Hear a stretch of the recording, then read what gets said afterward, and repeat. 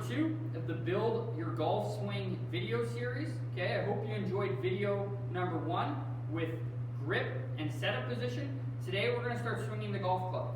We're going to make some motions today from about hip height to hip height with our hands, learning how this club works on the bottom of our golf swing, okay, and how our body and our hands support that. Okay, so we've got into our good setup position. First, we got to learn how to start the takeaway.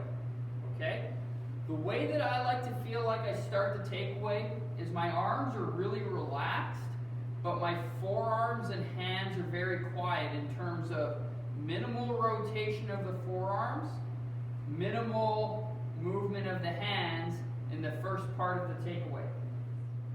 What we should feel is our upper body and our lower body starting to rotate, pushing the club back a little bit, okay?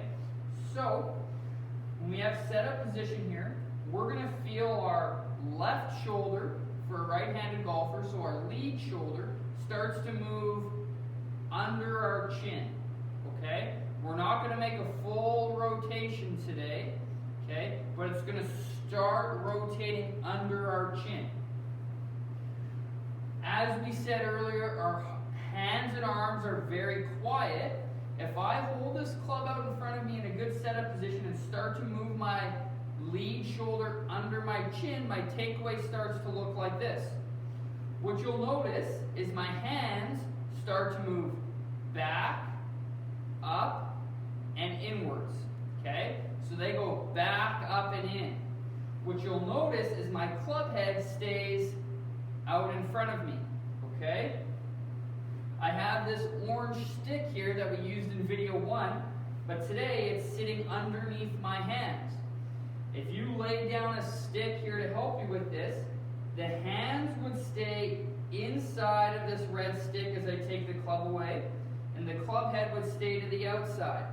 What I see typically that we want to avoid is the club head moving inwards quick and the hands moving out away from our body. So once again, our hands start to move back, up, and in as our lead shoulder starts to rotate underneath our chin. Okay? We're going to start to feel a little bit of some pressure building in our trail leg. Okay? But we're going to start to have our trail hip rotate back, up, and high with us, just like our hands move. My trail shoulder moves in that same fashion, where it goes back and up behind me. Okay? So, little bit of body rotation as that club starts to work, back in our back swing, okay? And our hands start to move back, up, and in. Once we get the club shaft up to parallel to the ground, now my lead wrist has become flat. Okay? It has gradually moved into a state where it's more flat. Now when I get this club shaft parallel to the ground on the backswing, it's also parallel to my target line, as you can see. So, hands move back, up, and in, so the club shaft becomes parallel to the ground and parallel to our target line.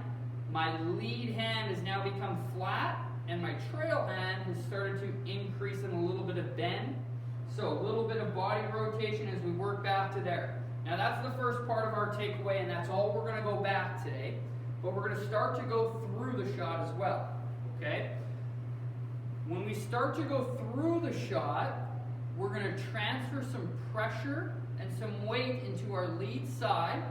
We're going to maintain the state of flatness, or that flat lead hand that we've created, as we rotate and extend our arms through. Now you'll see when I come into that finish position where we're going to get to today, my left hand is still relatively flat. Now the big important thing here is my arms are extended out in front of my body. Okay? My arms have not started to bend into my body through the shot. They've extended through the shot as my body's rotated. okay? So once again, we get back to parallel, we shift some pressure forwards, we rotate through, extend our arms around with our body, okay? Now, when I've done that, my weight pressures continue to drive into my lead side. I've rotated up onto my trail toes so that I can rotate my body through. Now, in that position, you'll notice my club shaft is once again parallel to my target line. That's what we're looking for. Now, how I'd like you to go about building this is first, do this in slow motion and get a good sense of the feel.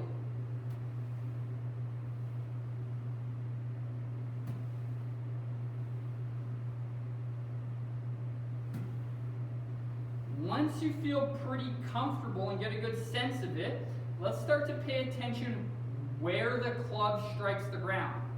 So I have my nice AccuStrike mat here, okay, that has a little bit of a white dot in the middle that can simulate my golf ball.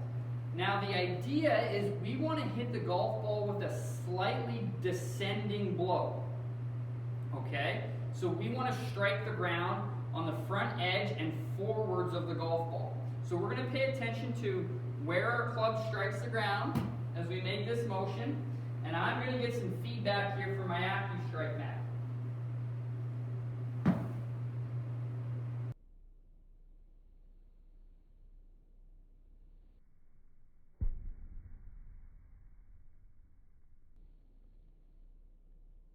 Now, once we've developed a little bit of consistency in terms of where we strike the ground, we're going to place a golf ball on the front edge of that.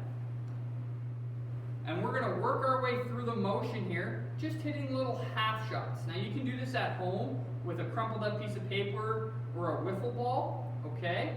But just making some motions where we get into a good takeaway position, a good follow through position with our arms extended out in front of us.